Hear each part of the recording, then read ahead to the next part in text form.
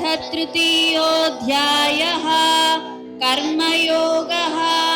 अर्जुन उवाच ध्यायसि चेत् कर्मणस्ते मता बुद्धिर्जनार्दन तत्किं कर्मणि घोरे मां नियोजयसि केशव। व्यामिश्रेणेव वाक्येन बुद्धिं मोहयसीव मे तदेकं वद निश्चित्य येन श्रेयोऽहमाप्नुयाम्। श्रीभगवानुवाच लोकेऽस्मिन् विविधा निष्ठा पुरा प्रोक्ता मया नघ ज्ञानयोगेन साङ्ख्यानां कर्मयोगेन योगिनां न कर्मणामनारम्भात् नैष्कर्म्यं पुरुषोऽश्नुते न च सन्न्यसनादेव सिद्धिं समधिगच्छति न हि कश्चित् क्षणमपि जातु तिष्ठत्य कर्मकृत् कार्यते ह्यवशः कर्म सर्वप्रकृतिजैर्गुणैः कर्मेन्द्रियाणि संयम्य यः आस्ते मनसा स्मरन् इन्द्रियार्थान् विमूढात्मा मिथ्याचारः स उच्यते। यस्विन्द्रियाणि मनसा नियम्यारभतेऽर्जुन कर्मेन्द्रियैः कर्मयोगमसक्तः स विशिष्यते। नियतं कुरु कर्म त्वं कर्म ज्यायो ह्यकर्मणः शरीरयात्रापि च तेन प्रसिद्ध्येत कर्मणः। यज्ञार्थात् कर्मणोऽन्यत्र लोकोऽयं कर्मबन्धनः तदर्थं कर्म कौन्तेय मुक्तसङ्गः समाचर। सह यज्ञा प्रजा सृष्ट्वा पुरोवाच प्रजापतिः अनेन प्रसविष्यध्वं देशवोऽस्विष्टकामधुक् देवान् भावयतानेन ते देवा भावयन्तु वः परस्परं भावयन्तः श्रेयः परमवाप्स्यथा।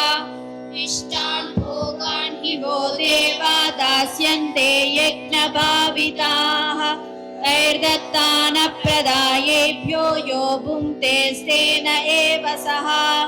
यज्ञशिष्टाशिनः सन्तो मुच्यन्ते सर्वकिल्बिषैः भुञ्जते ते त्वघं पापा ये पचन्त्यात्मकारणात् अन्नात् भवन्ति भूतानि पर्जन्यादन्नसम्भवः यज्ञात् भवति पर्जन्यो यज्ञः कर्मसमुद्भवः कर्म ब्रह्मोद्भवं विद्धि ब्रह्माक्षरसमुद्भवम् तस्मात् सर्वगतं ब्रह्म नित्यं यज्ञे प्रतिष्ठितम् एवं प्रवर्तितं चक्रं नानुवर्तयति हयः अघायुरिन्द्रिया रामो मोघं पार्थ स जीवति यस्त्वात्मरतिरेव स्यादात्मतृप्तश्च मानवः आत्मन्येव च सन्तुष्टस्तस्य कार्यं न विद्यते नैव तस्य कृतेनार्थो न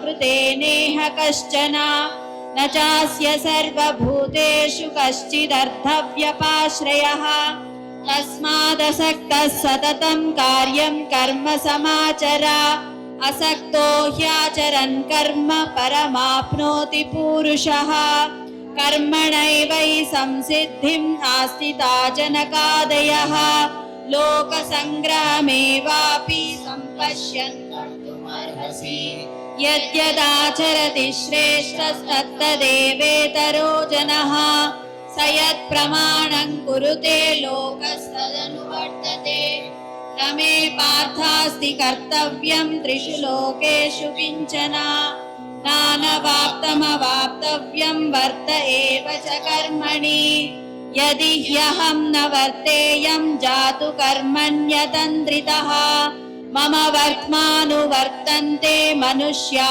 पार्थ सर्वशः उत्सीदेयुरिमे लोका न कुर्यां कर्म चेदहम् शङ्करस्य च कर्ता स्यामुपहन्यामि मा प्रजाः सक्ताः कर्मण्य विद्वांसो यथा कुर्वन्ति भारत कुर्याद् विद्वांस्तदासक्तश्चिकीर्षुर्लोकसङ्ग्रहम् न बुद्धिभेदं जनयेत् अज्ञानां कर्मसङ्गिनां जोषयेत् सर्वकर्माणि विद्वान् युक्तः समाचरन् प्रकृते क्रियमाणानि गुणैः कर्माणि सर्वशः अहंकार विमूढात्मा कर्ताहमिति मन्यते तत्त्ववित्तु महाबाहो गुणकर्म विभागयोः गुणागुणेषु वर्तन्त इति मत्वा न सज्जते प्रकृतेर्गुणसम्मूढाः सज्जन्ते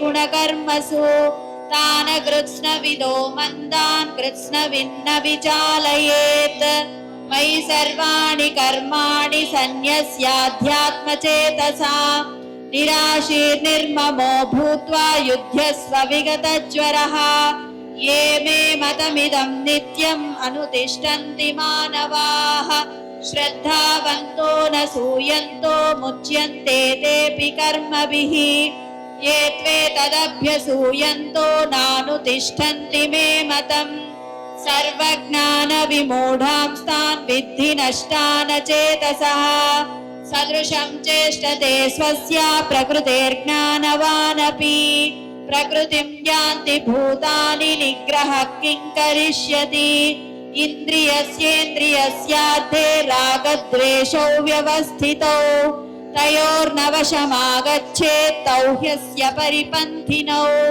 श्रेयान् स्वधर्मो विगुणः परधर्मात् स्वनुष्ठितात् स्वधर्मे निधनं श्रेयः परधर्मो भयावहः अर्जुन उवाच अथ केन प्रयुक्तोऽयं पापं चरति पूरुषः अनिच्छन्नपि वार्ष्णेय बलादिव नियोजितः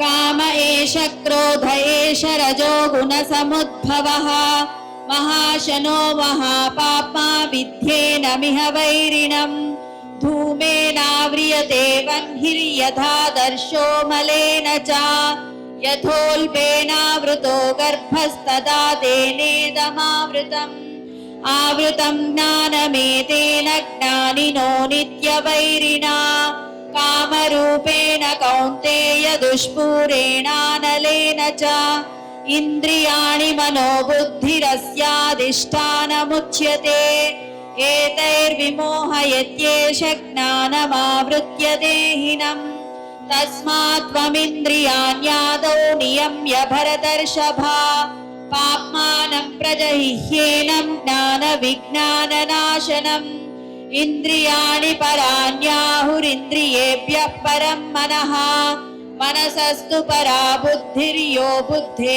परतस्तु सः एवं बुद्धे परं बुद्ध्वा संस्तभ्यात्मानमात्मना जहि शत्रुं महाबाहो कामरूपं दुरासदम् ॐ तत्सदिति श्रीमद्भगवद्गीतासु उपनिषत्सु ब्रह्मविद्यायां योगशास्त्रे श्रीकृष्णार्जुनसंवादे कर्मयोगो नाम तृतीयोऽध्यायः।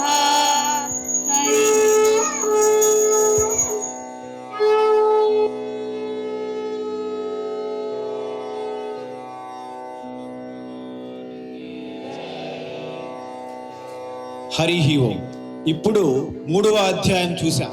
కర్మయోగం యొక్క వివరణ పూర్తి స్థాయిలో చెప్పిన తరువాత అర్జునుడికి ఇంకా ఈ యొక్క జ్ఞానం ఎలా వచ్చింది అని కృష్ణ పరమాత్మ చెప్పారు.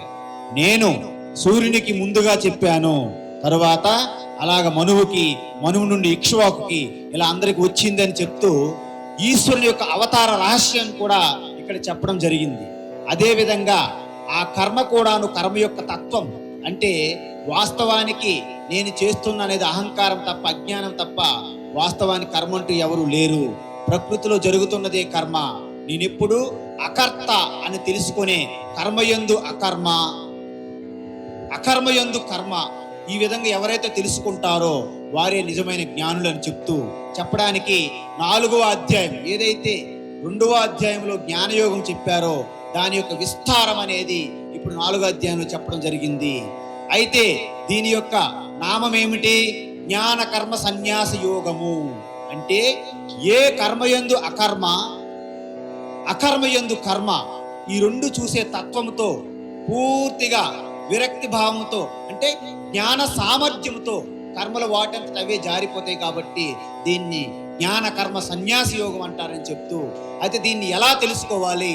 తద్విద్ది ప్రణిపాతేన పరిప్రశ్నేన సేవయా ఉపదేక్షంతి తే జ్ఞానం జ్ఞానిన తత్వదర్శిన. ఇలా బ్రహ్మనిష్ట శ్రోత్రియ బ్రహ్మనిష్ట గురువు దగ్గరికి వెళ్ళి చావ చేస్తూ అంతకుముందు యజ్ఞ సాధనలు కూడా చెయ్యాలని చెప్పారు. అందుకే ఈరోజు మనము ముఖ్యమైనటువంటి ఏవత్తు వేదములో చెప్పినటువంటి సాధనలన్నీ ఈరోజు మనం చేశాం. బయట హోమం జరుగుతుంది, అది ద్రవ్య యజ్ఞము, అది దేవ యజ్ఞము. ఇక్కడ స్వాధ్యాయం జరుగుతుంది, ఇది పారాయణం యజ్ఞము.